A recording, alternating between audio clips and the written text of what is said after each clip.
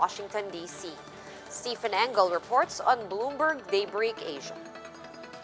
Well, a lot of world leaders who are condemning it obviously coming out, and also business leaders as well. Not a lot coming yet from the Asia-Pacific region. A lot of this happened in our overnight period, but Asia is now waking up to the scenes in Washington, D.C. We might be getting some statements coming forward, but we are not hearing from the likes of Vladimir Putin or Mr. Bolsonaro from Brazil, widely seen as being more favorable to Trump. But these are the comments we're getting so far from other world leaders. Boris Johnson, in a tweet, called the scenes in the U.S. Congress disgraceful. The U.S. stands for democracy around the world, and it's now vital that that there should be a peaceful and orderly transfer of power. Now, some of the more striking comments coming from the German foreign minister.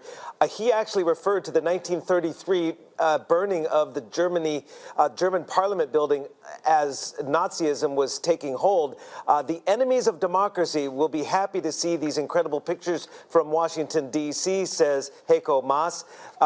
Riotous words turn into violent acts on the steps of the Reichstag and now in the Capitol. The disdain for democratic institutions is devastating. Devastating comments from the German foreign minister there, as well as the NATO Secretary General Jens Stoltenberg. Shocking scenes in Washington, D.C. The outcome of this democratic election must be respected. Wall Street also coming out, and big business leaders. Bank of America's Brian Moynihan calling it appalling. Larry Fink at BlackRock called it an assault on our nation, our democracy, and the will of the American people. And Steve Schwarzman, a Trump ally, of Blackstone, of course. The insurrection that followed the president's remarks today is appalling and an affront to the democratic values we hold dear as Americans. I am shocked and horrified by this mob's attempt to undermine our Constitution. And again, he reiterated the outcome of the election is very clear and there must be a peaceful transition of power. Wall Street also coming out. JP Morgan's Jamie Dimon. Previously, of course, he sat on Trump's advisory council. I strongly condemn the violence in our nation's capital. This is not who we are as a people or a country. We are better than this. And among a long list, I will just add David Solomon, Goldman Sachs CEO, says, for years, our democracy has built a reservoir of goodwill around the world that brings important benefits for our citizens. Recently, we have squandered that goodwill at an alarming pace, and today's attack on the U.S. Capitol does further damage. Steve, when it comes to China, a country that, of course, insists other countries shouldn't interfere in their internal affairs, I can't really imagine them commenting about what's happening in the U.S., but at the same time, we have U.S.-China tensions. So anything yet? I wouldn't be surprised that there would be some sort of statement coming from the foreign ministry later today, but it's not going to be along the lines that I just read out. They are not going to be talking about the assault on democracy, especially what happened here in Hong Kong yesterday with a roundup of more than 50 or several dozen pro-democracy supporters here in Hong Kong.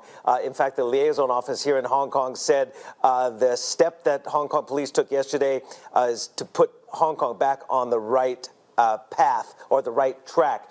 So I'm not expecting much from Beijing.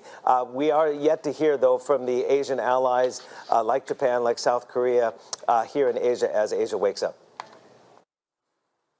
Former U.S. President Barack Obama directly blamed incumbent Donald Trump for the upheaval in the U.S. Capitol. In a strongly worded statement, Obama said the violence was incited by, quote, a sitting president who has continuously lied about the outcome of a lawful election.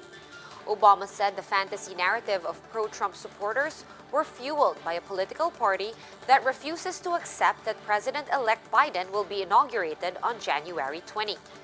The former president challenged Republican leaders to take the first steps toward extinguishing the flames spurred by allegations of widespread election fraud. Here in the Philippines, former Oriental Mindoro representative Reynaldo Umali has passed away from a heart attack. This was confirmed by his brother, Congressman Alfonso Umali.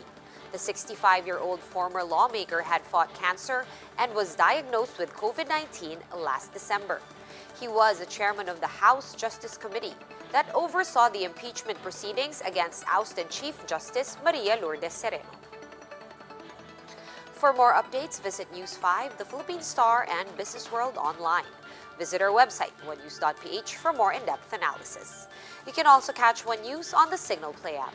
Register for a free account at www.signalplay.com and stream One News Live anytime, anywhere. I'm Sean Yao. We are One News.